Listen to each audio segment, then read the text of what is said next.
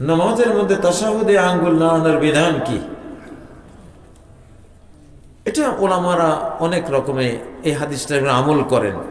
হাদিসটা হলো ইয়াদু ইউহাররিক ইয়াদু বিহা, নবীজি আঙ্গুল নাড়িয়ে দোয়ার দিকে ইঙ্গিত করতেন। দোয়ার পয়েন্টে আঙ্গুল নাড়াইতেন। আল্লাহর একত্ববাদের একটা সাক্ষ্য, আমার আল্লাহ যে আকাশে সেদিকে ইঙ্গিত। তো হানাফি মাযহাবের মধ্যে আশহাদু আল্লাহ ইলাহা এই সময়ে উঠানো, ইল্লাল্লাহ বলে নামানো, এটা একটা বুঝ। ওকে, হানাফি ওলামা কেরাম হযরত ওলামা এভাবে বুঝেছেন, ওনারা এভাবে আমল করছেন, ঠিক আছে, সমস্যা নেই।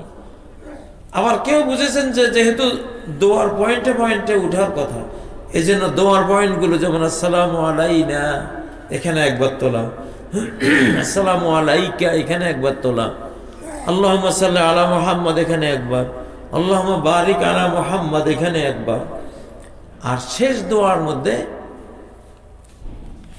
যদি একবার ওলা দোয়া পড়েন, আল্লাহুম্মা ইন্নী যালামতু নাফসি যুলমান কাসীরা, এটা পড়লে একবার তুলতে হয়।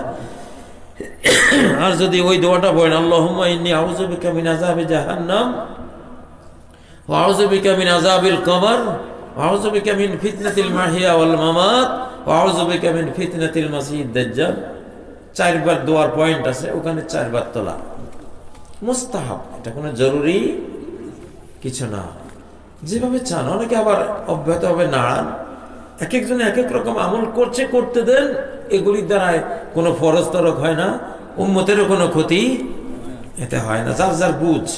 হাদিস একটাই, একটা হাদিসকে ৩-৪ ভাবে বুঝেছেন ওলামারা, সেভাবে আমল করছেন।